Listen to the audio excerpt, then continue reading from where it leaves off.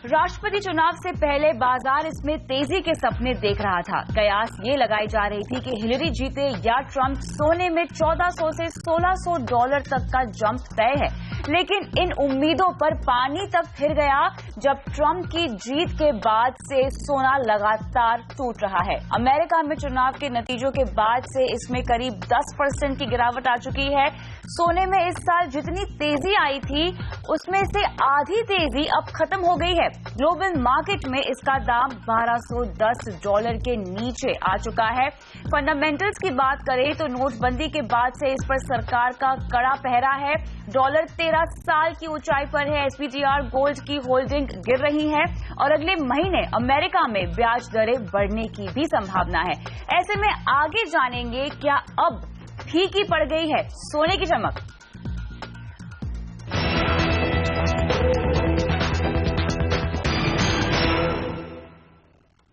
नमस्कार, मैं हूं कविता थपलियाल और इस खास पेशकश में हमारे साथ आज जुड़ रहे हैं इंडिया निवेश कमोडिटीज के मनोज कुमार जैन, ग्लोब कैपिटल की रेनिशा चनानी और कमोडिटी गुरु जी चंद्रशेखर। आप सभी का इस खास पेशकश में स्वागत है। शुरुआत करेंगे मनोज जी, आपसे मैं सवाल लेना चाहती हूं। हमने देखा था सिर्फ एक महीने पहले तक सोने पर कुछ और कयास लगाए जा रहे थे, क्लियरली कुछ और एक्सपेक्टेशंस थी, कुछ और संभावनाएं और उम्मीदें यहां पर बांधी जा रही थी, लेकिन अब बाजार ने बिल्कुल उल्टी चाल पकड़ ली है। आखिर ऐसा क्या हुआ कि सोने में हम तेज गिरावट देख रहे हैं?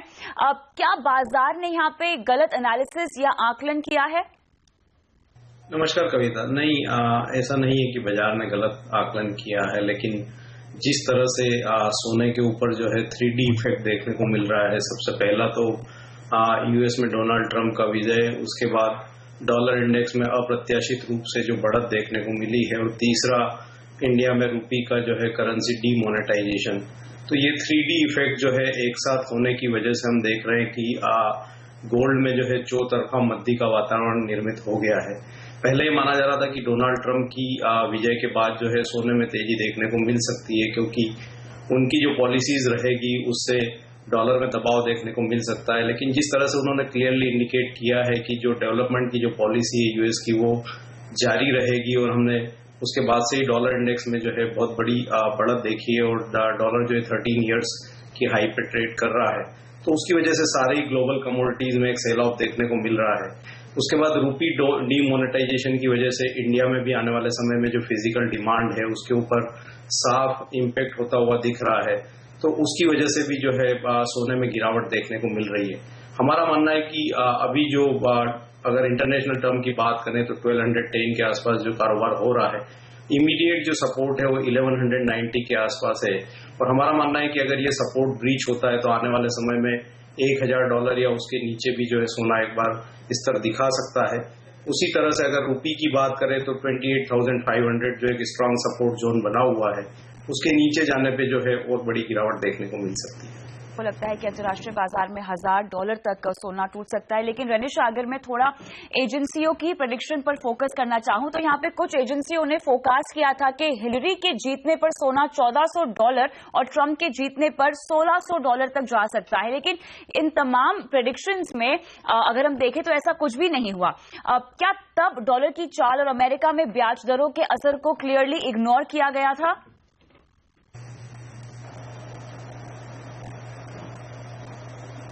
हाय, गुड इवनिंग। यस, आप जिस तरह से कह रहे हैं कि जो एक कन्वेंशन थिंकिंग थी बिफोर द इलेक्शंस, वो यही थी कि इंटरेस्ट रेट्स दिसंबर मंथ में नहीं बढ़ेंगे, एंड उसी कन्वेंशन से बाकी सारे फोरकास्टिंग किए गए थे काफ़ी एजेंसी से कि अगर इंटरेस्ट रेट्स नहीं बढ़ते हैं तो फिर गोल्ड एंड सिल्वर में एक सेफ हेवन बाइंग आएगी एंड बाकी जो रिस्की एसेट क्लासेस है वहाँ पे हम सेलिंग देख सकते हैं। बट एक्चुअली इलेक्शन की रिजल्ट्स के बाद एंड जिस तरह से हमें स्टेटमेंट्स बाद में पता चले कि Trump it's very much okay with the interest rate right, and जिस तरह से कल यूएनएल की जो टेस्टिनोमी थी जिसमें उन्होंने कहा कि ट्रम्प के जीतने से इतना कुछ पॉलिसीज में फर्क नहीं पड़ेगा, एज इट इज जो उनकी पॉलिसीज चलती है उसी तरह चलती रहेगी। I think this has created a lot of pressure and yes, हमने उसकी वजह से इंटरेस्ट रेट सिर्फ दिसंबर मंथ में बढ़ने की प्रोबेबिलिटी नहीं देखी है, बट इनफैक्ट आगे वाले महीने में भी जो मीटिंग है उसमें भी इंटरेस्ट रेट बढ़ सकते हैं। अभी मार्केट वो भी काफी प्रोबेबली चांस कर रहा है। 92% चांसेस है दिसंबर में बढ़ेंगे, that is almost close to 100%। And even आगे जैन फेब में भी हम देख सकते हैं एक और रेट हाइक आ सकता है। तो इस वजह से हमने देखा है कि जो 10 year US 10 year treasury yields है वो काफी बढ़ गई है। Before election it was trading around 1.85, अभी वो बढ़ के 2.3% आ चुकी है। 45 बेसिस पॉइंट का हमने इंक्रीमेंट देखा है। तो डॉलर इंडेक्स उसमें हमने देखा है 3 to 4% जितना इंक्रीमेंट आया। तो ये सारे जो फैक्टर्स है गोल्ड एंड सिल्वर की प्राइसेस को नीचे की तरफ लेके जा रहे हैं। Yes, $1,200 is a very strong support. हम यहाँ से एक कंसोलिडेशन फेज शायद देख सकते हैं, but there should be one trigger that should hold the prices. But as of now ऐसा लग नहीं रहा है कि कोई ट्रिगर आएगा एंड प्राइसेस को यहाँ पे सपोर्ट देगा। And if $1,200 support is broken तो MCX पे विच इज क्लोज टू 28,800, तो आई थिंक और सेलिंग कंटिन्यू रहेगी $1,180 तक। तो ट्रेडर्स को मैं एडवाइस करूंगी कि 28,800 की लेवल टूटती है। यानी रेशा जी यहाँ पे क्लियरली हमें ट्रिगर का इंतजार है जिससे कि गिरावट रुकेगी, लेकिन फिलहाल ऐसा कुछ बाजार में नहीं दिखाई दे रहा है। आपका भी यही मानना है कि 1190 तक, अगर 1210 के नीचे भी जाता है तो 1190 या 80 तक के लेवल्स हमें देखने को मिलेंगे। लेकिन चंद्रशेखर जी, आपसे हम लगातार इस मामले पे बात करते आए हैं और US चुनाव के दौरान शायद आप इकलौते ऐसे व्यक्ति थे जो ट्रंप जीते या हिलरी जीते इसका सोने पर किसी तरह का असर नहीं होगा, ये आपका मानना था। लेकिन अब आप हमें ये समझाएं कि यहां से सोने की चाल अब कहां रहने वाली है। क्या आप भी रेनिशा जी और मनोज जी की बात से इत्तेफाक रखते हैं कि अगर 1210 का लेवल टूटता है तो 1180 या 90 तक भी हम जाता हुआ देखेंगे? इनफैक्ट मनोज जी का कहना है कि 1000 तक के लेवल्स भी देखने को मिल सकते हैं सोने में। इस जवाब देने के लिए मैं कहना चाहता हूँ कि पिछले 2 महीने में आपका मैं कई शो में आया और मैं कभी बुलिश नहीं था सोने के ऊपर। कई कारण है, fundamental reason and speculative reason, मगर जो पैनलिस्ट थे they were taking not informed research view मगर स्पेकुलेटिव व्यू। तो इसके लिए बताया गया 1450, 1500, 1600, मैं उस अर्थों में कभी माना ही नहीं और जाने का कोई उम्मीद रखा ही नहीं मैं। नंबर 1। नंबर 2, अब हमें ये देखना है कि मार्केट कंडीशन क्या है। एक है फेड का इंटरेस्ट रेट बढ़ने वाला है, अगला महीना लगभग निश्चय हो चुका है। दूसरा है डिमांड साइड काफी कमजोर है, भारत हो या चीन हो। Strong dollar, hike in interest rate, इसका मतलब है ये साफ संकेत है कि अमेरिकन इकोनॉमी सुधर रहा है। तो वो अमेरिकन इकोनॉमी जब भी सुधरता है तो इक्विटी मार्केट बढ़ जाएगा और सोने में जितना निवेश है वहां से निकल के निवेश करने वाले इन्वेस्टर्स इक्विटीज में चले जाएंगे। तो इसका असर अभी ही हमें देखने को मिला है, आगे जाकर के भी देखने को मिलेगा। और मैं समझता हूँ कि 1150 में वो अभी एक लेवल देख रहा हूँ जहाँ न जाके रुक सकता है। बिल्कुल मनोज जी, यहाँ पर इसी बात को आगे बढ़ाते हैं, थोड़ा लेवल्स पे हम फोकस करते हैं। आपने हमें बताया चर्चा में पहले कि 1000 तक के लेवल्स भी अगर आप देखते हैं, गिरावट का रुझान अगर यहाँ पर जारी रहा और घरेलू बाजार की बात करें तो 28,500 तक का सपोर्ट है सोने के पास। लेकिन अब जैसे कि जो ट्रिगर्स गिनाए हैं चंद्रशेखर जी ने भी और निशा ने भी, साथ ही एक पॉजिटिव ट्रिगर की भी यहाँ पर बात की गई है जिसके चलते हो सकता है कि गिरावट में थोड़ी सी रोक आ जाए। क्या हो सकता है ये ट्रिगर, घरेलू या इंटरनेशनल फ्रंट पे आपको लगता है कि कोई भी जरिया है जिससे गिरावट थम सकती है? कविता, अगर घरेलू मार्केट की बात करें तो एक ट्रिगर जो है वो रूपी की वीकनेस का हम देख सकते हैं, क्योंकि जिस तरह से डॉलर इंडेक्स में मजबूती देखने को मिल रही है, टेक्निकली अगर देखें तो 101.6 जो एक स्ट्रांग रेजिस्टेंस डॉलर इंडेक्स में देखने को मिल रहा है और अगर वो लेवल का ब्रेकआउट होता है तो हो सकता है कि आने वाले समय में 104, 105 तक भी देखने को मिले। तो उस कंडीशन में 6850 जो एक USD का रेजिस्टेंस बना हुआ है, अगर वो ब्रीच होता है तो हो सकता है कि 6940, 6950 तक के स्तर रूपी में जो है गिरावट के दिखे। तो उस स्थिति में जो है रूपी में अगर गिरावट आती है और सोने में भी गिरावट आती है तो डोमेस्टिक मार्केट में रूपी की वीकनेस का थोड़ा समर्थन मिलता हुआ दिख सकता है। लेकिन हमारा मानना है कि टेक्निकली अगर ट्रिगर देखें गोल्ड में तो 1190 जो है वो एक स्ट्रॉन्ग सपोर्ट है। अगर वो ब्रीच होता है तो टेक्निकली जो है एक नया डाउनसाइड वेव जो है वो स्टार्ट हो सकता है और वो आने वाले समय में हो सकता है कि एक बड़ी गिरावट भी जो है सोने में दिखा दे। लेकिन चलिए, इस बड़ी गिरावट जो फिलहाल हम देख रहे हैं सोने में, तमाम जो अटकलें लगाई जा रही थी इसकी तेजी की चाल के पीछे, वो यहाँ पे उल्टी पड़ती हुई दिखाई दे रही है। लेकिन रुकते हैं एक ब्रेक के लिए। हम फिलहाल ये तो समझ गए हैं कि आगे ग्लोबल मार्केट में सोने की चाल कैसी रहेगी, लेकिन डॉलर अगर चढ़ेगा तो रुपए पर क्या असर होगा? ऐसे में घरेलू बाजार में सोने की चाल कैसी होगी? आपको रणनीति क्या बनानी चाहिए? अगर सोना खरीदना चाहते हैं तो क्या जाकर अभी खरीद लें क्योंकि कीमतें गिरी हुई है? इन सब पर लेंगे हमारे एक्सपर्ट्स की राय, लेकिन उस छोटे से ब्रेक के बाद।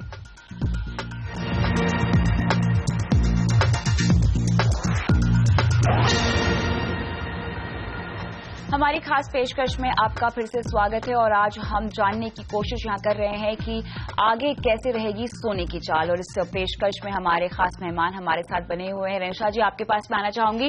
पिछले साल अगर हम सोने की चाल देखें तो यहां पे हमने 25,000 के लेवल के नीचे भी इसको फिसलता हुआ देखा था। अब सवाल ये उठता है, सबसे पहला आपसे ये मैं जानना चाहती हूं कि क्या इस लेवल के नीचे भी सोने के जाने की गुंजाइश है?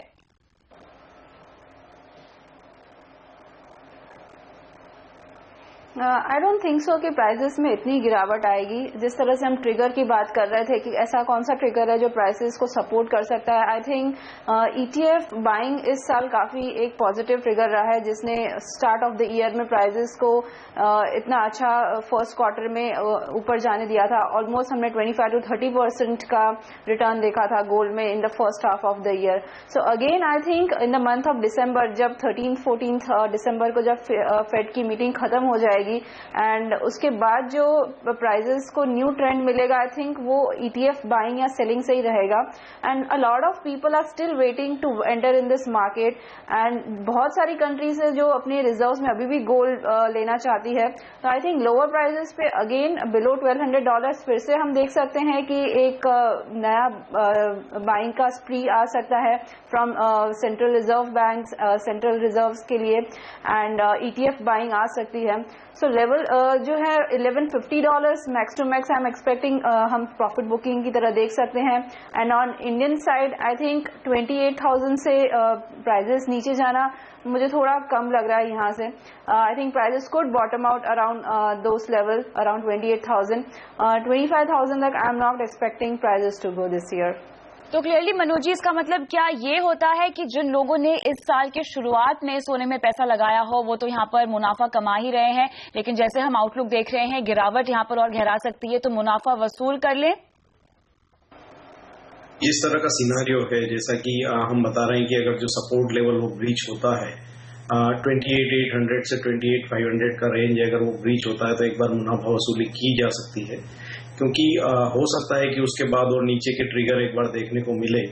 और अभी जिस तरह से फेडरल की जो मीटिंग है उसमें भी अभी समय है, तो हो सकता है कि वहां तक और थोड़ी गिरावट देखने को मिले। तो अगर किसी का निचले स्तर का बाइंग किया हुआ है और अगर यहाँ भी अभी 10% या उससे ज्यादा का अगर मुनाफा हो रहा है तो बिल्कुल एक बार जो है मुनाफा वसूली करना चाहिए। आपके 1000 लेवल के अंतर्राष्ट्रीय लेवल को अगर मैं ट्रांसलेट करना चाहूँ घरेलू लेवल पे, तो वो क्या होगा? आप काफी अल्ट्रा लो लेवल यहाँ पर बता रहे हैं मनोज जी, इसकी एग्जैक्ट वैल्यू घरेलू बाजार में क्या होगी? अगर इंडियन रुपीज की बात करें तो अगर वो लेवल इंटरनेशनल मार्केट में आते हैं तो उस कंडीशन में रुपी में भी जो है थोड़ा डेप्रिसिएशन देखने को मिलेगा। तो उस लिहाज से हो सकता है कि जो गोल्ड के जो प्राइसेस है इंडियन रुपीज में वो फिर से एक बार 25,000 के आसपास जो है देखने को मिले, तो वो इस तरह आ सकता है। लेकिन इमीडिएट नहीं आएगा, इट विल टेक टाइम, क्योंकि जैसे जैसे ग्रेजुअली हम डॉलर इंडेक्स में बढ़त देखेंगे तो उसकी वजह से गोल्ड में एक पैनिक देखने को मिल सकता है और धीरे धीरे आने वाले समय में फिर वो लेवल देखने को मिल सकता है। बिल्कुल, तो यहाँ पर गिरावट थोड़ी सी गहरा सकती है, लेकिन अगर आपने साल के शुरुआत में खरीदारी की हुई है तो फिलहाल के लेवल्स आपके लिए अच्छे हैं मुनाफा बुक करने के लिए। लेकिन शेखर जी ये बताइए कि अब नोटबंदी से भारत में हमने देखा कि शुरू के दिनों में सोने की डिमांड आई थी, लेकिन अब सरकार काफी सख्त हो गई है, काफी गहरी नजर रखी हुई है सरकार ने पूरे सोने के इस कारोबार पर। तो क्या अब हम ये माने कि भारत में इस साल डिमांड और घट सकती है सोने की? ऐसा है कि जब विश्व बाजार में डॉलर सोना गिरता है उसका फायदा भारत को मिलना चाहिए, मगर उसका पूरा फायदा भारत को नहीं मिलेगा क्योंकि हमारा रुपया कमजोर होते जा रहा है। This is one point. दूसरा पॉइंट है कि जो डीमोनेटाइजेशन की वजह से लोगों के हाथ में अनअकाउंटेड कैश नहीं है, उसके वजह से काफी डिमांड डिस्ट्रक्शन हो सकता है गोल्ड मार्केट में। तो उसके वजह से भी सोना काफी प्रेशर में आएगा लोकल मार्केट में। और मुझे कोई आश्चर्य नहीं होगा कि 27,000 और 27,500 का लेवल हमें देखने को मिलेगा। तो क्लियरली यहाँ पर हम थोड़ी सी डिमांड में उठापटक देखेंगे, लेकिन फिलहाल मौजूदा बाजार में आपकी रणनीति क्या होनी चाहिए? क्या आपको एंट्री करनी चाहिए या बिकवाली की रणनीति आपको अपनानी चाहिए? इस पर हम लेंगे हमारे जानकारों की राय इस ब्रेक के बाद।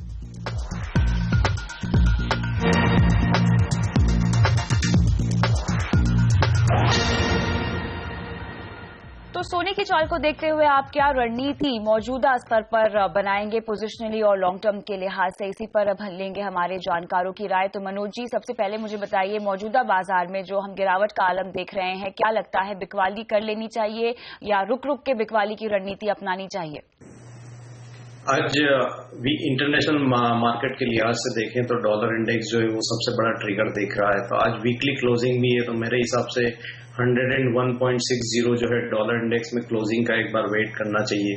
अगर उसके ऊपर की क्लोजिंग होती है तो फिर गोल्ड में जो है बिकवाली की रणनीति की जा सकती है। अगर उसके ऊपर अगर क्लोजिंग डॉलर इंडेक्स में नहीं आती है तो फिर से डॉलर इंडेक्स में करेक्शन देखने को मिल सकती है। उस लिहाज से हो सकता है कि सोना भी एक बार फिर से 29,300 29,400 तक के स्तर दिखावे, तो फिर वहां पे बिकवाली की रणनीति करना चाहिए, क्योंकि अभी जो लेवल है वो बिल्कुल समर्थन स्तर पे जो है ट्रेड कर रहा है। तो बिकवाली के लिए थोड़ा सा इंतजार करना चाहिए। वो कब तक आ सकते हैं? नेक्स्ट वीक में एक बार देखना चाहिए। सेल ऑन राइज की रणनीति के लिए जो है 1 से 2 ट्रेडिंग सेशन का वेट करना चाहिए। टारगेट आप क्लियर करेंगे यहाँ पर? नीचे में 28,500 पहला स्तर होगा और वो ब्रीच होता है तो फिर 27,800 27,700 तक के स्तर देख सकते हैं। 27,000 का लेवल फिर आप कब तक देखते हैं? अगले 1 से 2 माह में 27,800 तक के स्तर देखने को मिल सकते हैं। तो यहाँ पे पोजिशनल कॉल आपको हम बता दें कि बिकवाली की ही रणनीति अपनाने की सलाह फिलहाल दी जा रही है। पहला यहाँ पे टारगेट 28,500 का है, उसके बाद 27,800 तक के लेवल्स भी देखने को मिल सकते हैं। लेकिन अनिशा जी, इतनी गिरावट के बाद क्या समय है थोड़ा सा सोना इकट्ठा करने का भी?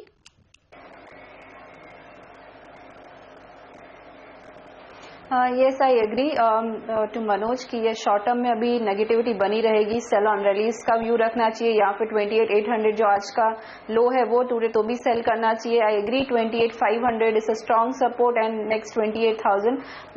As you are asking 28,000, yes I think वो एक अच्छा लेवल होगा जो इन्वेस्टर्स हैं उनके लिए थोड़ा बहुत एक्यूमुलेट करने के लिए। ट्रेडर्स सेलिंग में रह सकते हैं आज और नेक्स्ट वीक में, बट फॉर इन्वेस्टर्स जो 28,000 तक के लेवल्स मिलते हैं तो थोड़ा बहुत एक्यूमुलेट कर सकते हैं। आई थिंक अगेन 30,000 तक के लेवल्स हम देख सकते हैं 1-1.5 महीने, बिकॉज जो प्रेशर बना हुआ है प्राइजेस में वो ऑलरेडी डिस्काउंट हो चुका है। इंटरेस्ट रेट बढ़ेंगे यूएस में दिसंबर में, ये ऑलरेडी प्राइजेस डिस्काउंट कर चुकी है। अभी कुछ नया ट्रिगर तब तक नहीं आएगा, तब तक प्राइजेस में हम बहुत ज्यादा नेगेटिव प्रेशर नहीं देखेंगे। सो स्टार्ट एक्यूमुलेटिंग अराउंड 28,000, वापस हम 30,000 तक के टारगेट्स देख सकते हैं 2-3 महीनों में। तो आपको लग रहा है कि यहाँ पर 1 से 1.5 महीने में 30,000 का टारगेट हम लेके चल सकते हैं? 28,000 तक के लेवल पर अगर गिरावट देखते हैं तो बाइंग करनी चाहिए? Yes, with in next 2 to 3 months मुझे लग रहा है वापस 30,000 तक के लेवल्स देखे जा सकते हैं। मनोज जी, एक सवाल, पिछले साल 31 दिसंबर पर हमने देखा था 1,060 का लेवल था जहां पर सोने ने साल का अंत किया था। इस साल क्या लेवल्स की उम्मीद की जाए? इस साल का अंत जैसा कि चंद्रशेखर जी भी बता रहे थे और रेनिशा ने भी बताया कि 1190 जो है स्ट्रॉन्ग सपोर्ट है। अगर वो ब्रीच होता है तो हो सकता है कि साल का जो अंत है वो 1140 1150 के स्तर पे होना चाहिए। तो रेनिशा जी, आप भी इत्तेफाक रखती हैं इनकी बात से? यहाँ पर फायदा होगा, मतलब अगर 1190 का हम लेवल लेकर चले तो?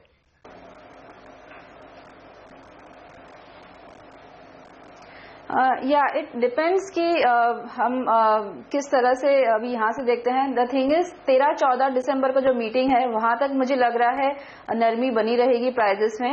But once the interest rate is risen, तो उसके बाद मुझे लग रहा है प्राइजेस ऑलरेडी ये सब डिस्काउंट कर चुकी होगी, तो मुझे लग रहा है उसके बाद हम थोड़ी बहुत बाइंग देखेंगे, थोड़ी बहुत जो शॉर्ट कवरिंग आ सकती है. तो next 15 days after interest rate rise मुझे लग रहा है थोड़ा प्राइजेस में रिकवरी आ सकती है एंड हम क्लोजिंग $1,200 के ऊपर देख सकते हैं by the year and. So I think भले ही शॉर्ट टर्म व्यू नेगेटिव है but by the year and मुझे थोड़ी रिकवरी लग रही है. सो $1,200 to $1,250 के बीच में कहीं पे भी आई थिंक एक क्लोजिंग आ सकती है इस साल. तो आपको तो और भी यहाँ पर ऊपर के लेवल्स का प्रेडिक्शन आपने दिया है, 1200 या 1250 तक के लेवल्स आ सकते हैं. लेकिन चलिए चंद्रशेखर जी, आप हमें ये बताइए कि अब खबरों के लिहाज से गोल्ड ट्रेडर को किन किन खबरों पर फोकस करना चाहिए या इंतजार करना चाहिए? दो चीज है. एक तो ऑफकोर्स यूएस फेडरल रिजर्व का मीटिंग होगा रेट. दूसरा है ऑन द करेंसी यानी इंडियन रुपी. मैं इंडियन रुपी में काफी बेरिश हूँ, तो 69 to 70 लेवल होने का संभावना है, इसे देख रहा हूं मैं. और तीसरा है वो the effect of demonetisation on demand. Demand का ऊपर इसका कितना असर पड़ता है. जरूर असर पड़ेगा, डिमांड कम होगा और तो उसके लिए उसका भी व्यापारियों को ख्याल रखना चाहिए.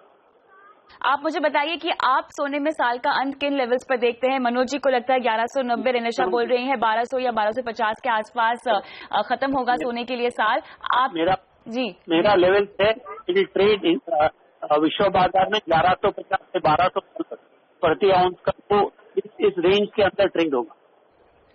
1200 या 1250 तक के लेवल्स तक आपको लगता है कि सोना अपना साल का अंत कर सकता है. तो क्लियरली यहाँ पे फिलहाल जो हम बिकवाली देख रहे हैं सोने में, आप बिकवाली कर सकते हैं, लेकिन 28,000 तक के लेवल्स तक अगर सोना गिर जाता है तो हमारे एक्सपर्ट्स के मुताबिक निवेश के लिहाज से देखा जाए तो ये लेवल काफी बेहतर है. 2 से 3 महीने में एक बार फिर से हम 30,000 तक के लेवल सोने में देखेंगे, तो खरीदारी का अच्छा मौका बनता है, लेकिन थोड़ी सी और गिरावट के बाद. बहुत बहुत शुक्रिया आप सभी का समय निकालकर हमसे बात करने के लिए.